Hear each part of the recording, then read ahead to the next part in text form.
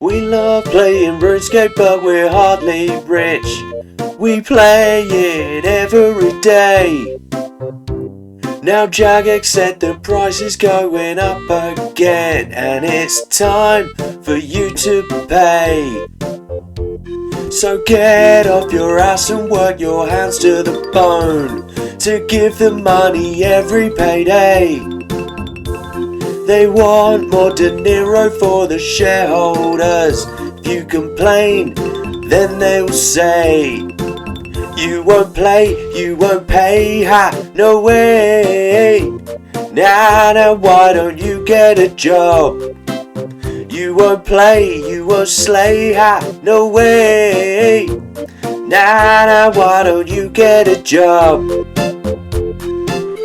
Good morning, good evening, good afternoon, ladies and gentlemen. Welcome to the And That's Runescape podcast, episode 7. I am Frank, and you will also hear my co-host Connor very shortly. Please drop a like on the video if you're feeling generous, and even consider subscribing if you're feeling immensely philanthropic. In this episode, we briefly touch on membership price increases, what blog posts have come out this week, a spattering of general Reddit posts, and we also dive into the wild world of community-submitted Raids 4 rewards. Let me just say there are some juicy ones. Thank you for your continued support of the channel. Any feedback is welcome. There is a 100% chance of your comment being read by either myself or Connor. Waffle over. Please enjoy the video. Cheers. Okay, going straight into it, we've got the more from the getting around poll. I'm going to quite quickly scroll through this, to be honest. We got the lost perfected Quetzal whistles, which is relatively uninteresting, but that's a good thing. Something that's been a little bit irritating is the standard spellbook being rearranged. So we've got ultimately, it's probably a good thing for newer players to understand or to have a much more intuitive placing of this minigame teleport menu, because it's obviously very, very useful in the game, and it's sort of buried. And imagine if you're a new player, it would take you a while to figure out that you can even use those teleports, and they are very helpful, especially early doors. But yeah, what do you reckon about that? I was doing a bit of Mahogany Homes, and I was teleporting to the wrong places because Falador teleports move to the left. That is really slightly annoying, but I would say it's got a big letter F in the middle of it, and it's quite easy to see which one it is. Not to call you out there. Wow, you've come out swinging today, mate. I think it's the muscle memory for pretty much all spellbooks originally, like how they're meant to be, has kind of just been destroyed for everyone by filters coming out, and just I don't know about everyone else, but I use them quite a lot. I reorder my spellbooks. I use the filters. I disable ones I don't want to see. All of that. So if I'm on the ancient spellbook and I'm out in the wilderness killing some poor clue doer for his spade or whatnot, or some bone runner for his bones, I'm only seeing blood barrage and ice barrage. There's no other spells that even show up, and I just have my staff in my inventory over where Ice Barrage should be. So I do my little switch, click my spellbook with my Fkeys, it's immediately Ice Barrage. And that's not how it's meant to be. It's meant to be completely down the bottom with loads of other spells and Ice Blitz and everything else in the way to kind of throw you off. But they brought this out a long time ago, and I feel like bringing out new spells and changing how the original unaltered spellbook looks doesn't matter at all really anymore, because you can just put things wherever you want anyway. Fair enough, yeah. I suppose just get stuck into the plugins, get stuck into the filters, and then just make your own spellbook location. But to the vanilla spellbook users like myself, who are quite lazy, it's a bit of an annoyance. But anyway, we've got to be fair on the minigame teleport itself. I think I did see that it's a bit unfortunate. If you look at the screen, they've misspelt wilderness, which is a little bit unfortunate when you're sort of thinking about how much effort is going into something. It doesn't bode incredibly well when this is sort of going through to the blog post with a misspelling, but mistakes do happen. But aside from the misspelling, the icons look pretty cool, and it is like a nice interface. So that is, in the long term, that is just going to be a nice change, like a nice little quality of life thing. The annoying things is when you have to use the minigame teleports, say whether it's like leagues or you're playing on a new account or something like that, and you are actually relying on them just, yeah, the ones that you can't use and you think you can, you're like, oh, brilliant, I can just teleport there. That's amazing. It's in the minigame tellies and you can't. It's so frustrating. So having a good UI for that, only a good thing. Yeah. Yes. There's also some miscellaneous changes. They've resolved the Ancient Wyvern Shield bug, which is great to see.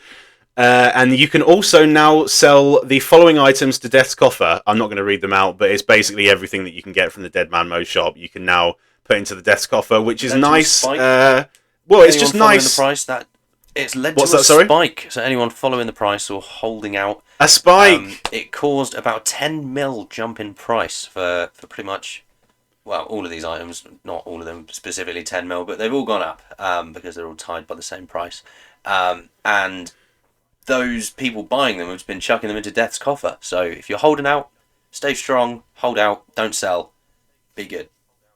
It's coming. Good times are coming. Yes, and I'm going to set up a little baby segue here because, well, I'm going to rattle off a couple more. Wilderness themed POH exit portals should now appear orange for all players, which is good, and I think they've solved sort of miscellaneous issues with the wilderness themed POH, which was being a little bit strange for people that got it straight out of the gates. But Armageddon stuff, all of these Deadman mode rewards, you can put them into Death's Coffer. You can also sell them on the Grand Exchange and buy bonds, which will have gone up in price because of the membership and bonds price changes.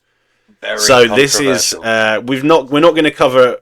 It's incredibly controversial. We're not going to cover any of it in the Reddit, and we're not going to labour the point too much. But I think it would be wrong to not address it in some form. You know, the RuneScape community is incredibly connected and incredibly demanding of Jagex. And that's obviously a good thing for the long-term health of the game. You know, we've been shafted here with these prices going up. I think, you know, especially in certain other regions as well, they've been absolutely rinsed with some of the price changes. Don't know the specifics, but it is a genuinely quite large price hike, and it's, you know, it's not good for anyone. I've just got this is the UK prices on the screen as among some other ones actually. But I won't go into the numbers. The Brazilian comparison. I think it was like 400 of the local Brazilian currency for a 440 or something for a yearly membership, and the average salary was for like minimum wage was like 1,400 a month. So it was about a third of your monthly salary to play the game for a year, which that's pretty harsh. I think a lot of people are upset about that. Especially when you're trying to expand the game globally and you want people from different countries to feel like they can just jump in and join in. Yes, I mean, yeah, you like I say, the RuneScape community is really demanding, and they are a hell of a lot of people are kicking up a massive fuss, and that's really, really good, and I really appreciate, you know, people doing that and you know, spamming the Reddit and creating a headache for people, you know, of the higher ups in Jagex. It's another win for Mainscape. But yeah, so the grandfather. Sorry, cut you off again. Another win for Mainscape. Yeah, with all of our grandfathered rates. But I feel like when you've got loads of new accounts, or if you're playing your 10th hardcore Iron Man that you just started a new subscription for, yeah, it's unlucky. Yes, yeah, it's good that you bring up the grandfathered rates because that's where I was going. Yeah, so obviously a lot of people, yourself included, are on the grandfathered rates, and that is a good thing that Jagex offer, you know, these grandfathered rates. You know, some people can be not paying a hell of a lot whatsoever relative to a lot of the community. So I'll go on to this Reddit post, and I have been seeing a few bits on Twitter as well where this has been happening to multiple people. But essentially this guy called Benville says, Jagex quietly changed me to a 12-month recurring payment plan, killing my grandfather rate despite no membership lapse for 20 plus years. So I'm not totally sure of exactly what the mechanism is by which you will get fucked by Jagex, but I think it's something to do with the like the Premier Club, and then them sort of changing things and you needing to be switched on to the change that they've made. And if you're not switched on to that, then your membership will just lapse, and then they'll just rug pull this grandfathered rate. So hopefully Jagex realise that this is some sort of systemic error and it's been fucking people over. And hopefully, you know, people get some sort of resolution to this as a problem, because it's really not very good. And it's a terrible way to treat you know, in this case, a 20+ year loyal subscriber. Like, Yeah, it's I think absolutely the only despicable. thing that I'm sort of holding out hope for this guy, and I think a few people that are going through sort of similar situations, is they have put in the blog post about the changes that they will restore or honour grandfathered rates to anyone who's had like a billing issue. So if it is a mistake, if there Okay. is a thing, you know, if you're going through that, I think that's your line of hope at the moment, because that they have put that in there. They're like, you know, we will honour grandfathered rates if there's an issue. But I, how much, you know, what are they going to class as something they'll renew, and if that's a thing to get anxious or worried about, I don't know. But hopefully, you know, people like this guy will just will get it back. Yes, well, in a sea of bad news this week, that is a good thing, hopefully, for these people. So fingers crossed they do get relief in this regard. But yeah, that's done absolute numbers on Reddit. So you know, it's good. It's good to see people supporting this sort of thing, and you know, it's in everyone's best interests. So you know, it's obviously terrible. You know, Jagex bad, but you know, I think everyone knows this, but the developers are not. They are Jagex. They're employed by Jagex, but they're much more on our side. You know, these are the faceless suits at the top of the pyramid that are you know, causing this harm. And so yeah, you know, you never want people to conflate the faceless suits at the top with the fantastic devs that I do think we have. Possible, um, well, not backlash, but possible sort of, you know, butterfly effect from the new conflicts going on in the world. Who knows? Maybe some companies are trying to just pump up the profits everywhere they possibly can while they can, and maybe this is a part of that. But who knows? Oh yeah, I'm not even going to touch Chucking some that because I'm conspiracies out there. far I'm not remotely equipped. Yeah, but right. Anyway, uh, completely going away from this, we're going to go on to something a little bit lighter. I want to extract an anecdote from you, Connor. I know the stories where you've met Modash in the past. So I'll just quickly read out this guy's post. It's from CC Film Fan, and he says, "Saw Modash over the weekend. I was driving through Cambridge and saw Modash at a bus stop. I instantly recognised him and got super excited. My wife had no clue who this man was, but happy for me, she suggested we turned around to go and get a photo. I'm not one to disturb people's peace, so that wasn't something I wanted to do, but it felt like I'd seen a celebrity, a hero or something. This is only the second time in my life I've been to Cambridge. What's the drop rate? I'm driving through a quiet part of town and see the legendary Modash going about his day." One just tiny issue with this, I'm actually not sure if he did meet Modash. I hope he did, but I'm not seeing He was driving. like Wasn't he? He him didn't. talk He's about not, the he's actual just gonna meeting. pull over and just slam the brakes on in the middle of the road. Well, there was a. I think, yeah, maybe he Just a just saw little yell out the Modash window. and in fact didn't Modash. disturb his peace. Ash. But I'm sure, you know, Modash would have been happy from all, you know, reports that I've ever heard of people meeting him. I'm sure he would have been very happy to have his peace disturbed. Although it's not that peaceful at a bus stop. It's a bit of a racket with all the cars going past. But I digress. Yes. Connor, tell me about your experiences with Modash, because I took a tremendous amount of enjoyment listening to them when you said in the past, and I feel like and that's RuneScape viewers would also like to hear. Well, I used to work in several different pubs within Cambridge, and being a sound bloke, Ash himself frequents the pub every now and again. I'm not going to say which one. Just, you know, I feel like there'd be any stalkers going around. Shrewd move. But I refused to let him pay. So anytime I saw him or anytime he came to the bar, I would ensure that his round went through for free. Not all of his mates, because he came in with a few people. I was like, no, you lot still got to pay. But he came in with his usual entourage. Well, it's a bunch of also equally sound people. To be fair, they were all nice, polite. You know, happy to chat away over the bar. And I think it was his like music group he'd do with you know, he's very handy at the flute. The violin, sorry, very handy at the violin. But yeah, no, I wouldn't let him pay, and I made sure he had a sound evening. And I didn't fanboy too hard, which I was quite proud of myself for. I always thought that'd be quite hard. I'd have to keep popping over to the table. It's a difficult Yeah, challenge just, to not you do know, that. pop over, tap him on the shoulder, just like, oh, what's coming out with the next update? What should I buy? But no, kept it cool, and yeah, he was really sound bloke. Good lad. Nice. Yes, and also anyone who's a little bit newer to the community, go and search up Modash playing his violin at Runefest, because that's a tremendous clip that helps bring a little bit of colour to the man, the myth, the legend Modash, who we all love. Just a man of many talents. But yes, Modash, what a geese. Moving straight on to the Eternal Hallowed Shard, which is a little bit of a segue. For those who don't know, maybe haven't done Hallowed Sepulchre, the Hallowed Shard, I think, is the best teleport to a bank in the game, short of maybe like Camelot teleport on a PvP world or something like that. And it obviously, I think it costs 1 Hallowed Mark maybe per teleport, but it's best teleport in the game, but it's not infinite.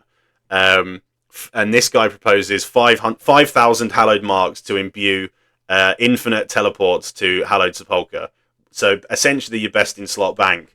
I think this is pretty cool. I am a Hallowed Sepulchre enjoyer before, I just want that to be on the table. So it wouldn't be too horrendous for me to go and grind this out. What do you think? I'm just trying to work out quickly how many teleports he would get for 5,000 shards anyway, and whether he'd actually ever have to need to imbue it. It's one shard per coin, 1 teleport per token. So he would have 5,000 teleport. You're never going to use that many, realistically. Come on. Oh, you are. If you're going to start using it as your primary bank of, teleport, then you would use 5,000. Instead of the crafting cape. No. Yeah. You can't. How many thousands of times are you saving a tick, though? We only have so much time on this earth. I'm not opposed to that existing as an item. I'm opposed to it being 5,000 tokens. Do you think? I think that's a reasonable enough price. Do something else. Put it in. Just don't put it in the shop. Put it as like I don't know. I genuinely can't think of a good place to put it. But I'm opposed to that. It feels cheap. No, because what? Not that. So just no. Yeah. No. I don't like the devaluation of skill capes. Let me get my words out. It happened once with the quest cape. That used to be an incredible teleport to a fairy ring, and then that's just gone because you could just chuck them in your house. And little things, I know it's not big, but just skill capes used to be incredible. You'd walk around, you'd see someone with a skill cape you hadn't seen, you go, please do the emote, can I see the emote, please? Or you'd wait to watch a Runescape music video that's come out that's got a cool quest cape emote that you've never seen. You're like, wow, it's amazing. Blew your mind. And now they're just... Your nostalgia merchanting. We're so far away from those days. In the dirt. And I'm against it. Bring back skill capes. Make skill capes great again. What do you want? 120 capes? I don't want 120 capes. I think that would be silly. But just put. Do you think we get those in the next 5 or 10 years? As a cosmetic, for sure. But I don't think we'll go as far as having skills go up to 120, like having expansions on them. I think that'd be weird. It's obviously coming, but I wouldn't. I think everyone will kick up a massive storm about it. Maybe, yeah. Well, watch this space. Wouldn't be for many years yet, anyway. Right. Next one. I think this is very cool. Also, actually, Safiu, you are the poster. Thank you very much for that. Thank you for your commitment to the community. Bash. Right. This next one is by Spock Ninja. And I think this is brilliant. He made a plugin that tracks how old fishing spots are, so you know which ones are about to move. There's a link to the plugin hub. There's a plugin hub link in the description. He says, I've been doing a lot of AFK fishing at Monkfish and found there wasn't a good plugin that helped me track which fishing spots are about to move and was configurable with what I wanted. I went and made Fishing Spot Tracker for my own purposes. So that's what I'd search in the sidebar if you want this for your own account. Fishing Spot Tracker. But yeah, a Rune-like plugin that puts a pi timer circle over fishing spots so you can see how old they are at a glance. Someone said, I'm pretty sure someone already made a plugin that does this. Apparently that one was abandoned and super buggy. So that's very cool. So yeah, this is very, very cool and well done. I think this is an ultra usable plugin that's good for AFK maxing. Someone sees a problem, they go and fix it. Love that. You can't knock it. That's good drive from that RuneScaper there. Yeah. Yes, you're a goat, Mr. Spock Ninja. I can't wait till you get caught out one of these days. Right, we're absolutely rattling through these. It's going to be such a sus name, and you're just going to read it out. Yes. You're like, oh, you got me. Oh yeah, thank you, Mr. Hugh Janus. Right, okay, and last but not least on this section, we have a achievement from none other than friend of the channel, Mr. No Fkeys.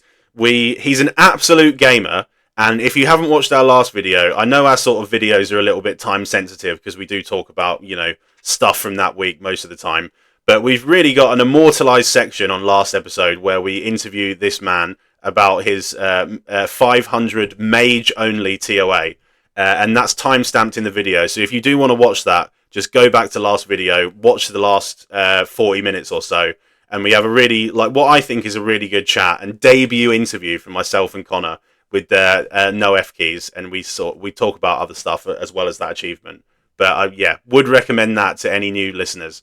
But yes, going on to the post itself, he says, I got the Melee Inferno CA without meleeing once. And underneath the post, he says, turns out if you just don't equip a mage or range weapon, you can manual cast your way to the CA.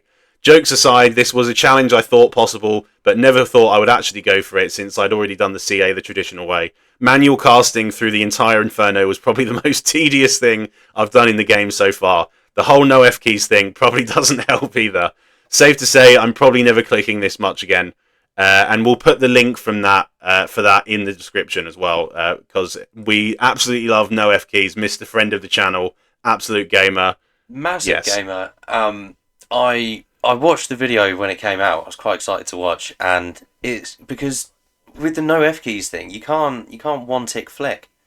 So, well, you can usually, but he has to manual cast in between, so he can't. And it's a great watch. Would recommend. Comes up with some very clever solves to some difficult situations he finds himself in, only because he's doing this challenge his way. So it's sort of problems you wouldn't usually encounter in the Inferno. So yeah, I think it's very cool. Would recommend the watch to anyone. Yes, and looking at his inventory as well, he's done it pretty snug. He's got 13 doses of brew, 17 doses of restore. And I don't want to spoil the video, but he did mention in our interview last week that he was going to be equipping the trusty golden tench for a lot of it, for just a little extra flex to the to the challenge. So watch out for that if you do watch his video, which again we will put in the description. But yeah, and the top comment sums it up very well. I think this is amazing and terrible. And the man himself says, "I think that is just the perfect summary." But yeah, it's like fantastic. Like a David Goggins challenge where everyone's like, "Whoa, that's very impressive." Everyone's like, "Do you want to try and beat that?" Nope, no, nope. No, you can have that one. That sounds too much. I'm okay. All right, nice. So going on to the next section, which is where we'll talk about raids 4. We've got, right, I don't want to be too boring here, because I feel like if you're a big Reddit viewer, I feel like a lot of people are getting bored with these sorts of things, but I've meticulously gone through the Reddit and picked out the ones that I think are actually good, or like there's something to them. So we've got a good handful of these suggestions, and I think they're really, really interesting, and it actually got me quite excited, even more so for the Fractured Archive and the potential rewards that we could see. The collective mind of people in the community is very strong.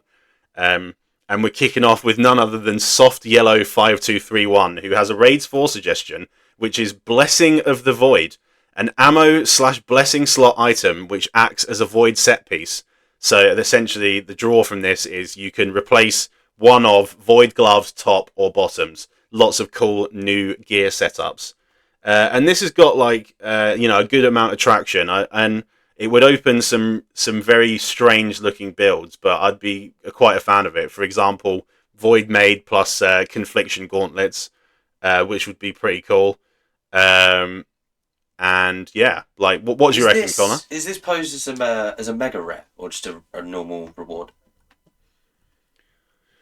That's a good question. I think he hasn't mentioned anything about Megarares, so I think this would probably be more of a normal reward. It's not like a devastating power creep item. It's just sort of like an enabler of some interesting setups. Like, you know, if you've got like Void Melee with an Elder Maul, for example, he's sort of got some of those in there. Or like, and he's also got, you know, Void with a Masori top. What's he got? Yeah, Mage with Confliction Gauntlets. A guy in Void Melee with a Blorver helm. It's interesting about it because it's quite cool. Is it more of a leagues thing, or not even just purely maybe. I like Void, but it's kind of fallen off the radar. Like it's not really like it's good at what kind of like Doom, good at Tob if you haven't got any money, and things like that. But we haven't seen a big update or a big use of Void in a long time, and I don't know if is this the thing that should be it, or would you rather see Void? No, I know what you mean. Taken up a bit of a peg, or maybe having an upgrade, or like an elite version that actually has some like crazy stats to it, or something like that. Like an ultra elite version, I don't know, something silly like that. But yeah, would that kind of fit in better later down the line with a new boss or a Void related boss or something like that? I don't know. Yeah, thematically it's a bit weird as well, isn't it? It's a really interesting idea, but yeah, maybe if you just had leagues or something, and it's you could have Void, the powers of Void as a blessing, like just the entire Void set or something like that. Is maybe a better fit for the game because people aren't as bothered with thematics and stuff like that in temporary game points modes. For because I know with sorry, go points on. For originality though, because Seren Void some love again. Yeah, like that. Big points, yeah. Would like to see something like this happen. Right, okay. Next one is... I think you'll like this one. I really like this one. Raids 4 reward suggestion. The Ring of Remembrance. Allows the use of one spell, regardless of spellbook. Can be any spell. Only changeable at a bank. Has 1% magic strength, 12 magic accuracy. Common unique, like the Light Bearer.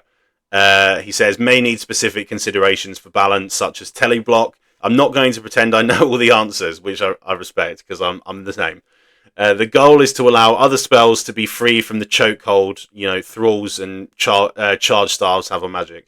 And there was a good comment as well that I wanted to highlight, where it's also sort of got what's the word? Balancing, perhaps. Ring of High Alch on my barrage tasks, yes please. Ring of NPC contact on standard spellbook, yes please. Ring of Reanimate Head while on any other spellbook, yes please. Ring of Cure Me while using Twin Flame, yes please. I'd maybe keep it to non-combat spells, honestly. It's a great idea, but would break combat.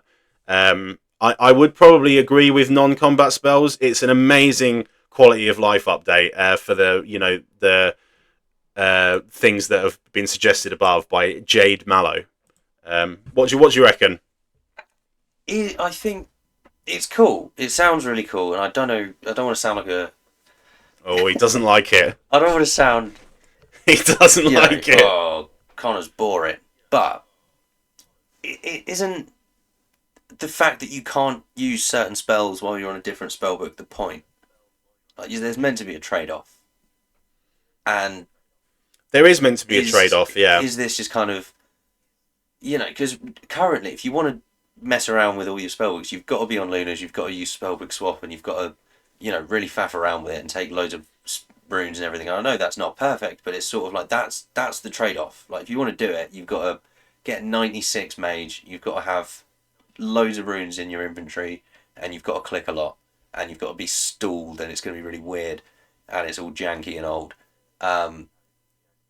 Just getting like a light bearer ring that just lets you completely skip over that whole part. No, I don't know. You don't think so? Even if it's just... Because it's giving you the ability to do something that you kind of already have, just in a clunky way. And it's also going to be one of those things where it's a power creep, or not power creep trade-off, but I mean, you might just be able to swap it in and out, to be honest. But I suppose that would be high-effort gameplay in the eyes of Jagex.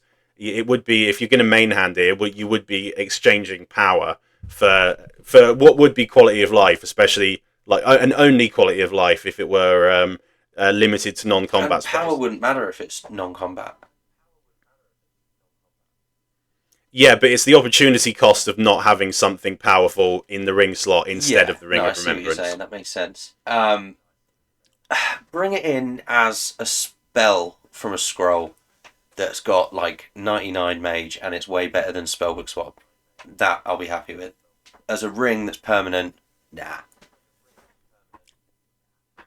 All right, mixed feedback from the And That's RuneScape two hosts there. There'll be none, right? I don't think it was mentioned, but I don't see why you'd need a mage level thing. I mean, I probably would take off the magic bonus on there and just have it like genuinely just as a utility ring. I think loads of people would want that just as a utility ring, even from like a combat raid. I think it's cool. Or if not a raid reward from something else. The highest level spell in the Lunar Spellbook, it just becomes completely obsolete. Well, it becomes obsolete if you're like, I suppose, if you're an Iron Man who doesn't have the ability to go and get it yet, or you're a main who doesn't have the money to buy it yet. So it would still be good, but it would be more of a stopgap rather than an end game potential like quality of life thing. Because I'm not opposed to it happening. I'm not opposed to, because I like what you said about how, Spellbook Swap's a bit clanky and old and is a big faff and a hassle. And I get that, but I feel like the trade-off still has to exist somewhere, and this isn't enough. If that makes sense. I respect it, yeah. I mean, I'm all in, but Connor's saying no. And that's the beauty of it. That's the beauty of the poll system. Yeah, but then I'm going to forget to vote either. If this even goes anywhere near a poll. Yeah, true. I always forget. Right, okay, we'll go on to the next one. See if we can hit one for Connor. Right, we've got the Mr. Gecko, my submission for a new Mega Rare. The Curator's Gavel / Guthix Gavel. Melee Crush Mace Gavel. Hammer made from fractured runestones. Requires 85 strength and 85 attack. 5 tick attack speed. The Gavel records, quote unquote, the damage you deal. Every time you roll a successful hit, you gain a stack. On your third consecutive successful hit, the Gavel unleashes an Echo hit that deals damage equal to 33% of the total damage dealt by those 3 hits, consuming the stacks. New highest strength bonus, new highest crush accuracy, can wear with Defender for even higher accuracy, Hammer go bonk, Groot handle, and those last 2 points are very good. So essentially it would be like, almost like a Scythe-esque, like high DPS, just straight up, sick melee weapon. So what do you reckon? I'm not opposed to this. The thing that concerns me is just highest strength bonus, because this is then just going to be a pure massive just DPS increase, right? If it's 5 tick and it's got a highest strength bonus and it's going to deal this extra damage, it's pretty much it's just going to be 33% stronger. That's crazy. Unless I'm terrible with the maths. Yeah, there'll be 33% every 3 hits. No, I get what you mean. I would say if it's weaker than other stuff, but then does this extra damage to sort of bring it in line with where that other stuff is, cool. Not opposed to it. I think it's a bit boring then, because it would have to be balanced. So basically, if it's going to be cool, it's going to be better than, and you can wear a Defender with it. It's one-handed. Yeah, so I imagine that would be including the new highest strength bonus. It would be adjusted. Yeah, so it would probably be like max strength gear it would be the new highest bonus. To see the numbers. But to be fair, I wouldn't get too bogged down in the numbers, because they would, if something like this were to come to the fore, it would be tweaked and balanced appropriately. But I wouldn't mind it just coming in maybe like, a bit under the Scythe at its most optimal use case, and then just being this like, clear best in slot crush item. Although, it's no, I'm a fan. See, there's so many routes that you can go. It's like, if Jagex do want to go down this route of just bringing in another mega rare like level item in terms of damage output. If they do actually go down this route, then this is a cool item, I think, for that route. But who's to say that that's the correct route to go down?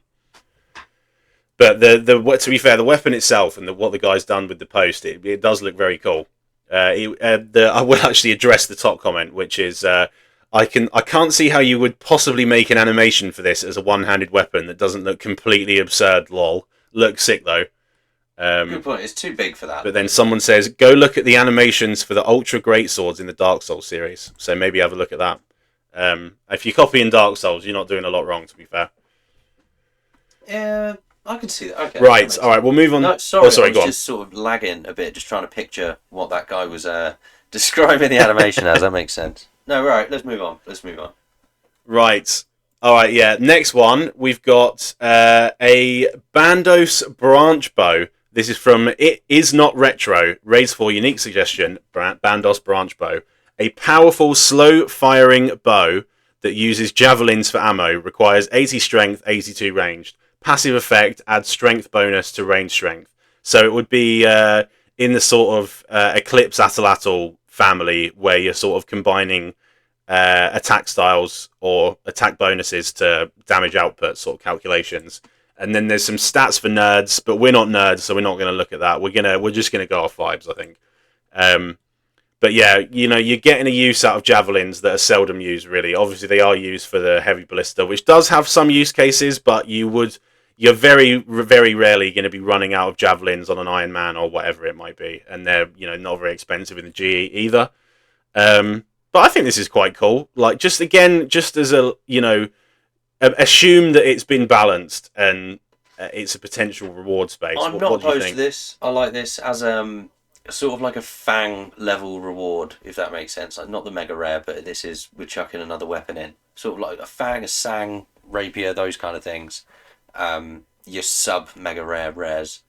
Yeah, I like the idea of, because I liked what they did with the Atlatl set, where it's you can have not even the set, but you could just with the Atlatl itself, where if you've got max strength bonus and then that is really cool and it sort of changed up that sort of PKing meta where it used to just be MSB AGS and you'd try and wear a mixed match of range and strength bonus, whereas now you can just rock your strength bonus and it doesn't really matter. Delving more in like having that expand as a combat style, happy with that. That's cool. Bandos bow. It looks fucking sick as well. Bandos. It looks so good. Yeah. Yeah, it's a good point actually. You might have to rebrand it. Although I don't know thematically what they're thinking with the Fractured Archive, but you could easily just say the branch bow or like something like that and just get rid of the Bandos and that's completely fine. There we go. Take the Bandos thing out of it. I get where he's going because it's like a strength related thing, but take him out of it. Yeah, it's really cool art and like it does look sick. Like just a gigantic weapon that fires a flipping javelin. Yeah, that is cool. It's got 2 bow strings. But yeah, 2. But yeah, you need 2. I like it. But yeah, I suppose just to think about how it could maybe fit in the future. I suppose Jagex have sort of started this distinction between light range, medium, heavy ranged, or whatever. So if for instance they double down on that a little bit in the summer sweep up and maybe do some rebalancing to pave the way for a potential new reward in Raids 4, then this could operate as some sort of like temporary best in slot for heavy ranged or like fringe best in slot for heavy ranged if they go down that route. So that would be interesting. But yeah, I think that's pretty cool. Idea. I think that's cool. He's put the numbers in. Right. It's fine. We won't go into them. It's too late. Skip the numbers. We'll be here all day. Yeah, numbers, boring. Right, yeah, just off vibes. Right, this next one is the spiciest one so far, I think. I'm not sure what I think about this, but Juna's Stones. This is by Splat. Raids for Mega Rare suggestion. So this is a fully fledged Mega Rare. Juna's Stones, a Raids for Mega Rare concept. Unique category of two-handed range weapon. Does not require ammo, but is charged with a Raids 4 resource. Attack speed of 2 ticks on every style. Range of 6 tiles on every style. On its own, mechanics and stats are very similar to a Toxic Blowpipe with Rune Darts. However, it has 3 unique attack styles, each with its own passive effect. Focused is double ranged accuracy. Furious is an additional projectile with 50% accuracy, 30% max hit. And Fractured, which is successful attacks turn into shrapnel, dealing 30 to 50% damage to 3 nearby enemies. Now, that's a lot of information, so before I go on to the next slide, I'll just get your sort of like initial thoughts on this, Connor. This What was do you my reckon? suggestion. I said this last episode, just have a salamander that does all 3 combat styles. Here we go. When did he post this? 4 days ago. Your IP has been stolen, mate. I'll have a word. It's fine. No. Well then, as you could probably assume, I'm all for this. I think 6 tile melee, bit much, but change some balancing around, but it's fine. It's this would be a cool weapon. Yeah, obligatory like balancing to come, sort of like acknowledgement. Yeah, for me actually, just looking at this title card, I think it might be a little bit too much, just in terms of you've got like a snake on your shoulders. That doesn't seem. I don't know, that's maybe like a little bit too mythical for me. I'm not sure if I'm vibing with the exact sort of look of it. Oh, okay. I would counter that by saying that I'm quite a big fan. I think that looks quite cool. He likes it. No, fair enough. I mean, yeah, I guess like it's a salamander-esque, isn't it? So you've got some really cool looking salamander that's like over both your shoulders. I guess with that it makes sense, but I don't know, a little bit too out there for me. But anyway, I digress. We go on to the second slide, which is you'll have to bear with me a little bit for this one. So I'm not going to read out every word because it is quite information rich. But one thing that he makes an argument that the Avernic Treads have done this sort of combination scape, upgrade scape thing with great success. And he proposes that where is it? He essentially proposes you combine the Boffer, the Venator bow, and the blowpipe to make this. But I think that specifically is a terrible idea. Maybe if you had the Venator bow, the blowpipe, and the Boffer, and you like could sort of get the essence of the 3 of them as like you have these 3 items as a check. Now you can have the Mega Rare. Maybe that would work, but no one wants to like go get another Boffer or another Venator bow because those take ages to get, and it would just be really annoying. And like he says in this post, they would still be best in slots at certain places. E.g., the Venator is better DPS when there's I don't know, blah blah blah. But I think this is interesting, and again, could be balanced. Blah blah blah. What do you think? I just have to agree with you on. I don't think anyone's going to go and get another Boffer or another Venator bow. Changing it, bring it in some other different way, maybe. Yeah, go ahead. Not too many complaints. Yeah, we won't get too stuck into the balancing, but that's a pretty interesting idea for a Mega Rare. It's pretty cool. Right, we've got 2 left, and the penultimate one is another one that I think, especially looks-wise, looks really sick, and in terms of how it fits into the game, I think it's very cool. This is from Western Inspection. Raids 4, Adjudicator Armor, Best in Slush Armor version 2, plus bonus Arbiter's Gavel Mega Rare art. So he's obviously taken the inspiration, some of the sort of concept art that we've seen from the Fractured Archive.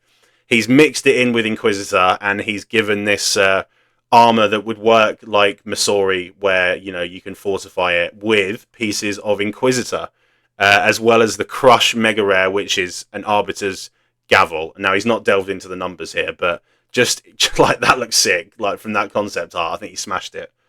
What do you reckon, mate? I like the idea of getting sort of armor sets that you can upgrade and tack things onto. I think bring it in a way that's not even just like a one-time thing. I think Missouri F is very cool, but you could even, as long as it's not a buyable that you can just chuck on straight away. Like if it's something that even mains have got to go grind out themselves, and you can just not infinitely, but 2-3 upgrades to one armor set. I think it's very cool. I like that.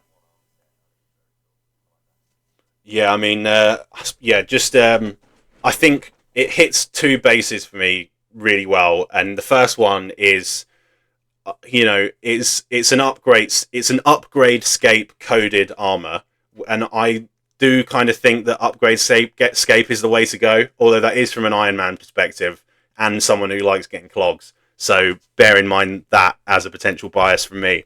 And also, Fasani's is weird, and it's kind of like on its own pain in the game, and this would bring it into the fold in sort of like main gear progression, which I think it desperately needs. I think the people that do go to Fasani's are very, very keen on it as being good content. I think it is very good content, and I do think we've got to a decent place in terms of balancing. And this armor bringing it into the fold for fortification purposes, without like meaning that you have to get it, I think would be really good. But I don't know if that's a super popular opinion, but that's my opinion. The thing I'm thinking about this, they usually seem quite opposed to bring it out. So, no, they don't. I'd completely disregard the point I was about to say. I was going to say they're usually against bringing out the same combat style armor with the Mega Rare. But I wasn't thinking about Tob. So, yeah, go ahead. They probably might do this. Yeah, I mean, it's from their perspective, it's going to smash it in terms of the combat art and the concept art, and I feel like Jagex would probably want some sort of resolution or like for Fasani's armor and drops. I like the concept art for the gavel. I hate to. What was his name? Spock. Hit Spock. No, I've forgotten his name already. But the runestone gavel, this one's just a bit cooler, I'm afraid. Oh yeah, the Mr. Gecko? That was the Curator's Gavel, Guthix Gavel. The one that was new highest strength bonus. Is that the one you're on about? 3% echo hit thing. Yes. I'll just put that on the screen. But yeah, interesting. I do think he's done better with this one. I think that looks sick. It's got a little skull on it. Would that be a Guthix item? Yeah, I don't really know, but of all the ones that I've seen, I think I could so easily see this in the game. Albeit the Megarares like a lot more spicy, and who knows with that really. But the armor I think is really good. Obviously, he's not mentioned what sort of niche it could fit into, but I guess it would just be Mega Crush armor with better defense, which isn't bad. Would you? Does he say if he's wanting any sort of like special effects to it or anything? I can't see that. No, he's let's see, Western Inspection. He's not. He's just. It's all just really the concept art. Yeah. I'd like to see a set effect. And actually, I'd like to see a set effect. Is all I'd like to see some cool new like mechanics or abilities coming into the game like that. I think. Yeah, fair enough. I think it's worth noting this comment as well. This is from Pen_Sir. He says, "Certified Fasani lover here. I think breaking down Inquisitor to fortify Raid's armor is a good idea. It provides dry protection to Inquisitor for Iron's grinding it. I keep seeing dishonest comments about how long Inquisitor takes to get. There are 3 pieces each at a rate of 1 in 700, so roughly 233 kills per armor piece. That is not 60 hours per armor piece. That is roughly 23 to 24 hours per armor piece. People can go faster than this. I'm just doing my relaxed killing speed. So about 70 hours for 3 armor pieces, or if they made it where you only needed to break down 2 armor pieces, then about 50 hours to fortify. I highly doubt the mace will be used in part of the breaking down / fortification, so it's fine to ignore. I'm on the side that Fasani rates do not need adjustment, and it's exciting to see a high value drop instead of a lot of little drops. But I'm not saying I'm right, I'm not saying I'm wrong, I just like the content and the amount of hours it is. But any discussion that talking about nerfing Fasani drop rate, saying it takes 60 hours per armor piece, is intentionally dishonest. So there's some dishonest Fasani's haters out there who are loading the discussion. Are people always intentionally dishonest? But yeah, thought that was worth noting. They're just unintentionally dishonest, I think. I think they are intentionally dishonest a lot more than I'd like them to be. But I don't think it's that bad in our community, because most of us are like over 25 and like have grown up a bit, to be honest. You head down to Falador and say that. Yeah, yeah, except for the Falador Risers. But yes, okay. Very, very last one. This is another cool one, I think, that I could see. This is by Zumerian, a top 1% commenter. He says, Fractured Archive rare, Elder Godsword Blade to buff Godswords. So before I say anything else, what do you reckon? Alright, just purely based off of the headline. Elder Godsword Blade. Yeah, so something that you could put on Godswords to make them a bit better. Does that sound cool? Let's keep going. Alright. Yeah, so I'm not going to touch on the lore breakdown or the stats or whatever, but he's got a few buffs that he was thinking about. So SGS you could equip this to the SGS and it would overheal HP and prayer. That's pretty cool. ZGS would freeze and turn off protection prayer temporarily. I'm not particularly bothered about that. Maybe a longer freeze timer in PVM encounters would be quite good, because the only place that it's a good point actually. I'll come at it from PVM and then so like from the PVM, basically the only place people ever use it is for freezing Mutadile. If you made the freeze timer longer, then it would be better there, or maybe like made the I don't know. I think the accuracy is 100%, isn't it? I could be tripping, but whatever. Buff it there because that's the only place people use it. That would be quite cool. What do you reckon about PvP? PvP, if you get spec'd with this, you're getting smited for your +1. You're getting pushed into multi, and whatever you've got is being taken away. It would be horrifically abused by multi-clans, and I would love to see it. I think that'd be great. Because there will be occasions where I'm assuming this will be quite expensive, and those people will then also equally get, they won't get the smite and won't kill someone and will die themselves and will lose it themselves, which also happens quite often, and that would be very fun. Just all round, I would love to see that happening. But yeah, it's that would be fun. Also quite good to escape. You could freeze. If you're getting attacked, you're training prayer, and you decided to bring this and a Bofa with you and a Void Waker. They're only 3 items. You're not sculling up. If someone attacks you, you're just attacking them back. You hit them with this, then you hit them with a Void Waker and a Bofa shot. Mate, you might get a couple of KOs there. That'd be pretty mean. It's interesting, yeah. I don't know how many ticks you would put the prayer down. I'm assuming for, it'd be if any. D-Sim. Like you'd stop people from being able to do D-Sim prayer. level, I'm thinking. D-Sim-esque. Yeah. Yeah, it's pretty cool. The other two are AGS raise the minimum hit by 50%. That seems pretty reasonable. Like AGS is, still obviously got high KO potential, but it is very quickly falling behind, and people do still. Armadillo is one of those sort of super old school RuneScape pieces of content. It's always nice to funnel people there. You've obviously got people going there for Masori, so I suppose it's just another little reason to do older pieces of content. And then the XGS hits 13 shadow and 7 smoke damage instantly on hit, on top of the usual delayed blood sacrifice hit. So I don't really know much about this. You maybe don't even need to put like an upgrade on the what was it, the Ancient Godsword? Yeah, XGS is I've never seen that a way of typing it out before. No, that tripped me up a bit.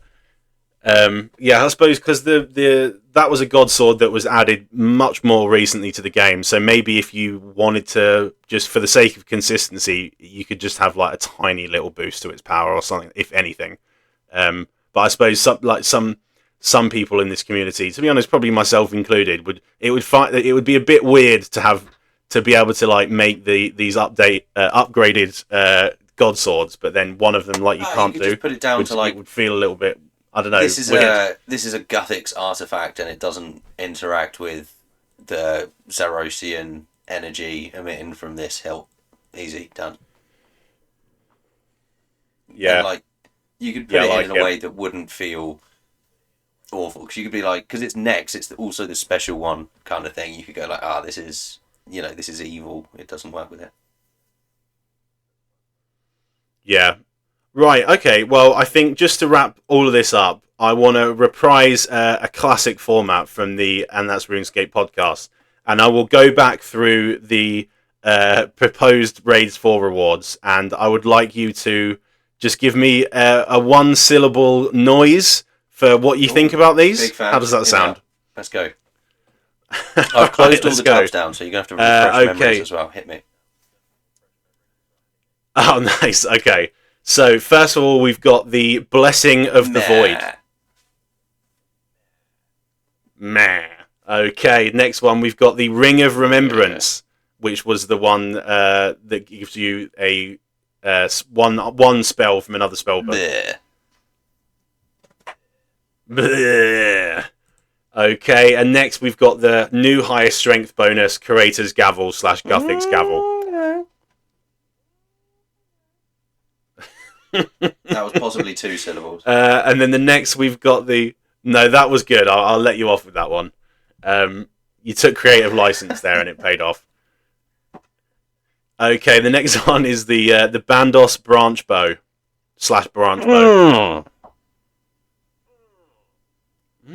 Can you walk me through that, actually? Because I'm unclear by that. That was like a big plate of ribs has just been plonked down in front of you. Oh, okay, I like it. You're ready to get stuck in. Very happy. Like, oh, go on. It's like an American way of saying bosh, I think. Bosh. Yeah. It's good. Blammo. It's a good sound. Nice, right. Next one is Juna's Stones, the Salamander Megarares. Which is 1 syllable. It's all eating related, I think. That's more of the rib noise, I think. Okay, and we've got the Adjudicator Armor, which is the Inquisitor boost.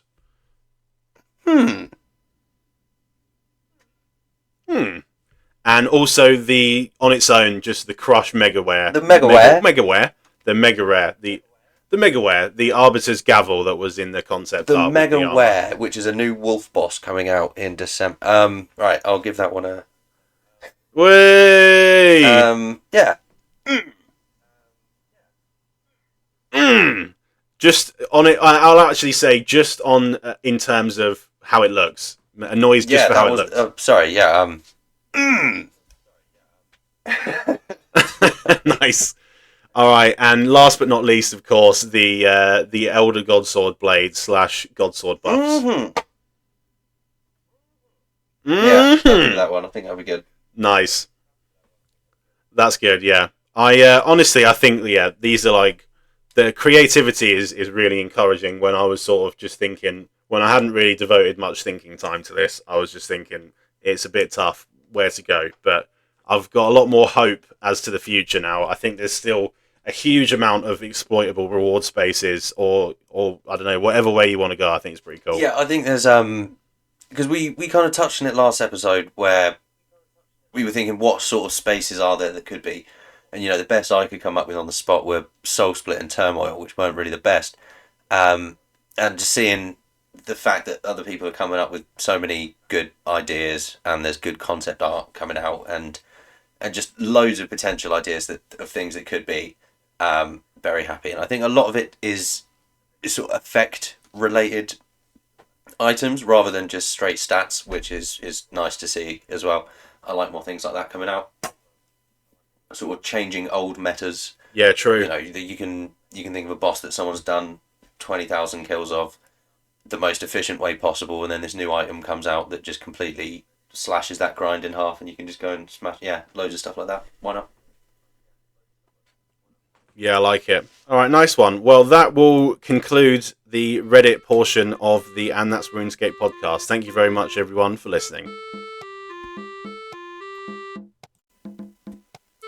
Goodbye. No, that's a little joke. Goodbye. Thanks for watching. Like and subscribe. If you don't like and subscribe and share it 10 times, then Connor's going to be at the end of your bed. Yeah. So do it that as you will. And yeah, share it with everyone. Bye.